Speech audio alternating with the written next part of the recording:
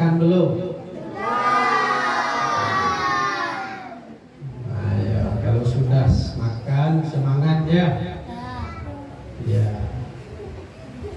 Saya ulangi sekali lagi, yang jawab masuk surga, yang tidak jawab masuk angin. Assalamualaikum warahmatullahi wabarakatuh. Waalaikumsalam warahmatullahi wabarakatuh. Ya, makasih, kencang sekali sampai gatal kupingnya. Itu syutingannya sudah pas belum? Pas ya? Agak terpotong kepalanya. Pas ya? Ini mau dikirim ke Prabowo.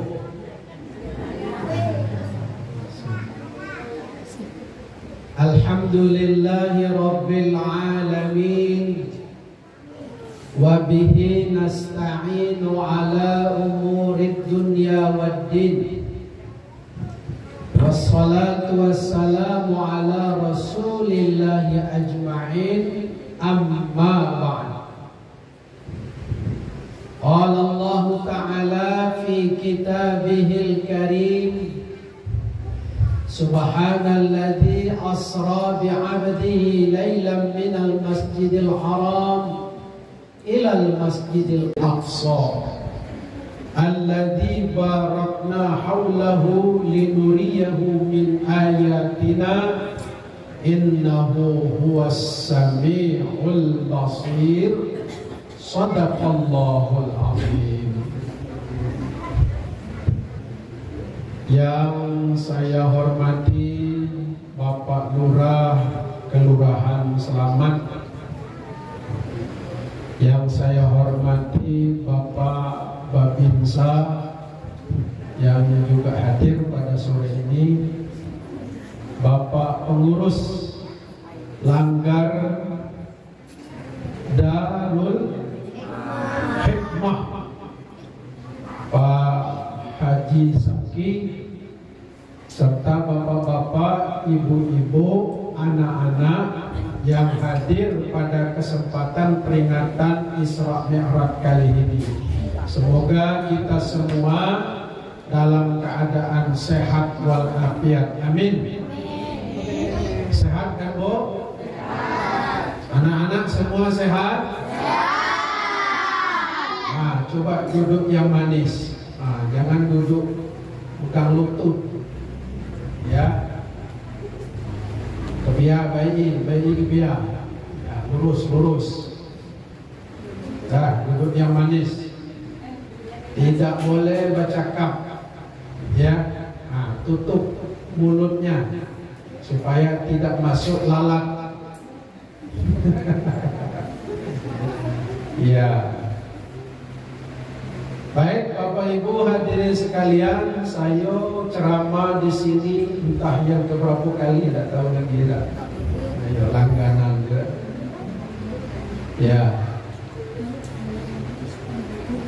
Jadi Bapak Ibu, pada kesempatan ini peringatan Isra Mi'raj ini kita akan sampaikan satu buah hadis Rasulullah Sallallahu Alaihi Wasallam. Bismillahirrahmanirrahim. Lamma kadzabatni Quraisy kuntu fil hijr fajallallahu li baital maqdis fatafiktu ukhbiruhum an ayatihi wa ana anzuru ilaihi. Hadis riwayat Bukhari Muslim. Artinya, ketika orang-orang kafir Quraisy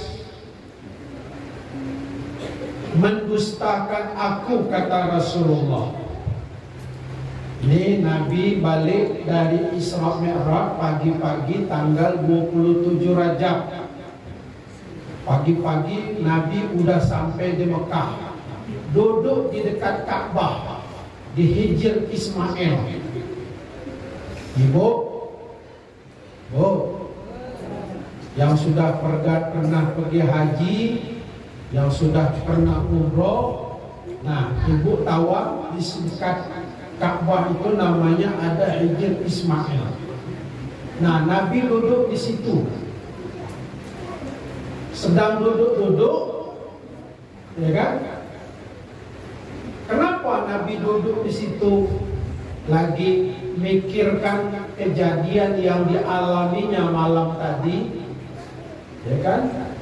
Nabi Isra Mi'raj dari Masjidil Haram ke Masjidil Aqsa Palestina, kemudian terbang naik ke langit, langit pertama, langit kedua, meninggalkan planet bumi ini sampai ke langit ketujuh, ya kan? Sampai ke Baitul Ma'mur, Mustawa, Rab, langsung bertemu dengan Allah. Kemudian pagi sudah balik lagi di Mekah. Jadi begitu sampai di Mekah, ia duduk di atas sebongkah batu merenung seorang diri. Kenapa? Dia gampang memikirkan kejadian malam tadi. Sama juga ibu-ibu, bapak-bapak, ini anak-anak. Anak-anak kalau nonton film horor, film kuntilanak, kira-kira takut enggak? Takut? Wah, hebat ini anak-anak sini, tak takut gitu. Jadi sering nonton film horor. Wah. Tuh, ada takut lagi dia. Kenapa lah biasa main game? Ya kan? Kalau kita zaman kita dulu jarang main game, jarang nonton, kan sekali nonton TV, film horor, balik tengiang-ngiang, lewat bawah batang pisang, ada bunyi kresek dikit, langsung meloncat, karena ketakutan, ya, masih terbayang-bayang. Nah, demikian juga dengan Nabi Muhammad begitu balik merenung seorang diri. Tidak lama lewat Abu Jahal. Kenal Abu Jahal? Tidak kenal, sama saya juga tidak kenal. Ya? Lewat Abu Jahal, lalu berkata, Muhammad, kenapa kau merenung seorang diri? Apa yang kau pikirkan? Menjawablah Nabi Muhammad, malam tadi aku diperjalankan dari Masjidil Haram. Masjidil Haram di mana? Di Mekah. Diperjalankan ke Masjidil Aqsa. Di mana Masjidil Aqsa itu? Palestina. Bagus. Ada anak-anak yang tadi malam Isra Mi'raj, saya tanya, Palestina itu di mana? Jakarta, Pak.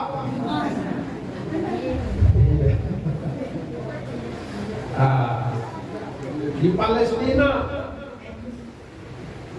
Apa kata Abu Jahal? Wah, Muhammad, masa perjalanan yang biasanya 3 bulan naik onta, tapi kau malam tadi berjalan, pagi inilah balik. Hebat kau Muhammad. Nah, mulailah busuk hatinya itu, dia ingin mempermalukan Nabi Muhammad. Muhammad, bagaimana kalau aku panggil warga masyarakat nih? Silahkan. Wah, panggillah. Oh, masyarakat kumpul. Kumpullah masyarakat. Nah, Muhammad, silakan kau ceritakan kepada orang ini, biar orang ini tahu bahwa apa yang kau alami itu adalah cerita bohong belaka. Nah, ceritakan sekarang. Mulailah Nabi Muhammad, lamma kazzabatni Quraisy kuntu fil hijr fajallallahu li baital maqdis fatafiktu ukhbiruhum an ayatihi wa ana anzu ilaihi. Orang-orang kafir Quraisy yang jahat-jahat itu menghujani Nabi Muhammad dengan pertanyaan-pertanyaan. Ya Muhammad, kalau memang benar kau sampai ke Masjidil Aqsa, macam mana bentuknya Masjidil Aqsa itu? Berapa dinding tiangnya, berapa jendelanya? Nah, bingung juga Nabi Muhammad. Ibu bayi yang sering pergi ke Masjid Nurdin Hasanah, coba tanya ibu, berapa jendelanya? Berapa itu pintunya? Bingung juga jawabnya, betul tidak? Apalagi baginda Nabi Muhammad. Kalau sekarang enak mendinganmu, kalau orang bertanya kita foto be dinding itu siko-siko jendelanya, ya baru kita bawa. Ada rekaman. Maka tegaklah Nabi Muhammad. Nabi Muhammad terdiam sebentar, lalu Nabi Muhammad tegak. Ya, di atas bongkah batu di Hijr Ismail itu, wah, Nabi Muhammad turun malaikat Jibril kembali menyiarkan tayangan ulang. Gitu. Kalau sekarang kan sudah biasa saja tayangan ulang. Malam tadi main bola kaki Indonesia melawan Thailand, pagi siang ini ada tayangan ulang. Udah gampang sekarang. Kalau dulu udah ada TV, udah ada HP, macam mana tayangan ulang? Ternyata malaikat Jibril tak mau kalah dengan itu TV. Dibuatnya tayangan ulang. Ternyata Masjidil Aqsa itu langsung berada di depan Nabi Muhammad. Nampak tayangannya. Itu namanya Fajallallahu li Baital Maqdisi. Ini sesuai hadis ibu-ibu. Hadis sahih dari Nabi. Sehingga orang bertanya tentang Masjidil Aqsa dijawab dengan lugas oleh baginda Nabi Muhammad sallallahu alaihi wasallam.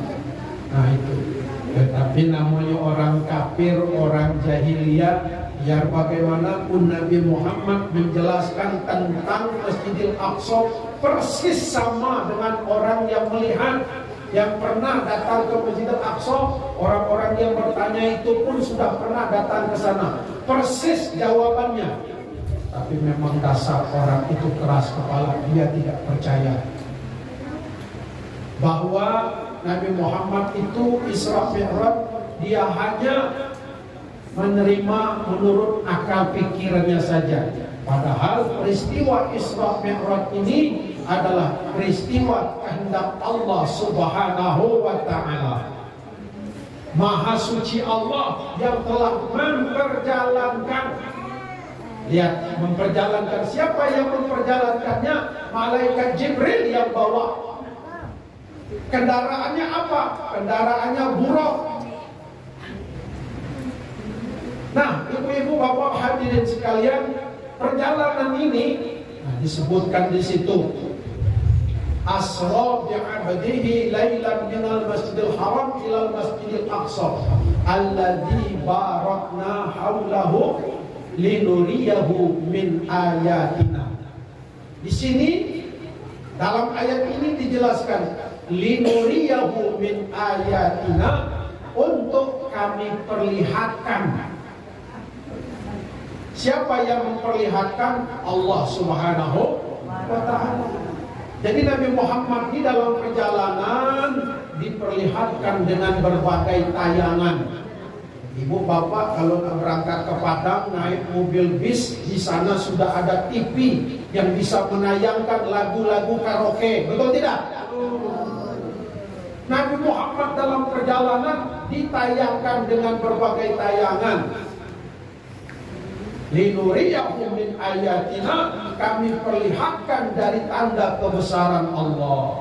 Jadi Nabi Muhammad itu Pak, dalam perjalanan itu tidak langsung terbang ke Masjidil Aqsa, tapi Nabi Muhammad mampir di berbagai tempat. Di antaranya Nabi mampir di Madian. Madian itu tempatnya Nabi Yakub alaihissalam. Kemudian terbang lagi Nabi Muhammad, kemudian mampir di Thayyibah, ya kan? Mampir di Thayyibah, kemudian mampir lagi di Bukit Tursina, Bukit Tursina itu tempatnya Nabi Musa menerima wahyu. Turun Nabi Muhammad. Apa kata malaikat Jibril? Turun dari buruk kendaraannya. Ya Muhammad, turunlah di sini. Kemudian sholatlah di sini. Nabi Muhammad disuruh sholat. Padahal Nabi Muhammad ini baru mau jemput sholat. Tapi disuruh sholat, mampir di situ, di tempat Nabi Musa menerima wahyu. Kemudian mampir lagi di Bethlehem, ya kan? Bethlehem ini adalah tempat lahirnya Nabi Isa alaihi salam. Kenapa Nabi Muhammad harus mampir di tempat-tempat ini? Oh, ternyata lupa. Nabi Muhammad itu dalam perjalanan disuruh mampir untuk mengambil keberkahan. Kenapa? Karena itu tempat-tempat berkah nabi-nabi terdahulu, Nabi Yakub, Nabi Musa, Nabi Isa, supaya hidup berkah. Ini memberikan pelajaran kepada kita, Bapak Ibu. Kalau kita nak ngadakan perjalanan, mampirlah kita di tempat-tempat yang berkah. Mampir di masjid, sholat, berdoa kepada Allah. Ada tempat makam-makam keramat, mampir di situ, tawassul kita. Apalagi kita pergi ke Jawa, banyak makam-makam waliullah, makam Wali Songo, Sunan Ampel, Sunan Bonang, Sunan Derajat, Sunan Muria. Mampir di sana, kemudian kita berdoa, ya kan? Bertawassul kita. Kenapa? Itulah sesungguhnya yang diajarkan dalam kasus ini, Ibu Bapak. Dulu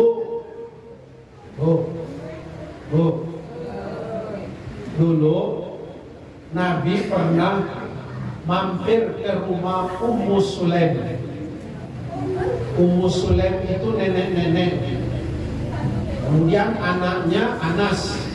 Nah, Anas ini kawannya Nabi. Berjalan Nabi ke situ. Cuaca luar panas. Kemudian ngobrol Nabi.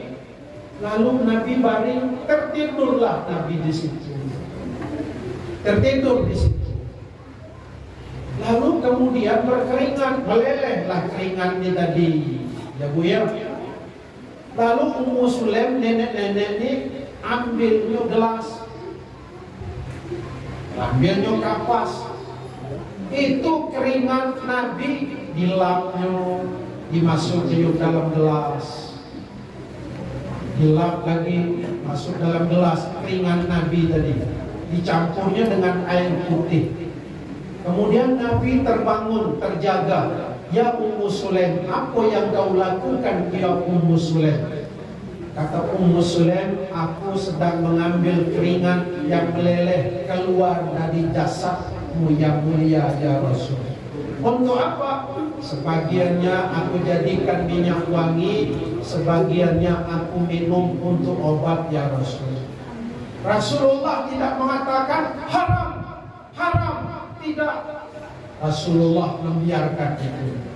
Oleh karena itu, mengambil barokah dari keringat Nabi, menjadikannya minyak wangi dan menjadikannya obat untuk diminum. Itu Ummu Sulaim, nenek-nenek mengambil barokah. Berarti ada barokah di Nabi itu. Berkah itu penting, Bu. Maka itu kita kalau ada makam wali-waliullah, orang-orang alim, kita minta barokahnya itu. Apa itu barokah? Barokah itu artinya ziyadul khair, bertambah kebaikan, bertambah rezeki kita. Itu barokah. Jadi ibu-ibu ambillah barokah di dunia ini. Besok besok jangan lupa. Kalau lagi kita sedang tidur, cuaca di luar panas, ambil gelasnya, tampung bawa kelek gitu, minum. insya Allah mencret. Nah, disamakan keringat Nabi dengan keringat laki awak, mana lah sama. Keringat Nabi itu harum tuh, ya. Keringat laki awak apa? Nah, jadi tak perlu minum keringat laki awak. Cukup apa? Cukup yang kita lakukan mencium tangannya saja. Di situ ada keberkahan. Apa kata Nabi? Al barakatu ma'abil akabir. Keberkahan itu ada pada orang yang lebih tua dari kita. Nenek kita, emak kita, ayah kita. Di tangannya itu ada keberkahan. Cium tangan itu dapat barokah. Beliau sebelum ya mencium tangan itu, ya bapak tuh siap-siaplah, jangan sudah megang terasi itu minta cium tangan dah. Cuci tangan dulu dah, kasih minyak wangi kan.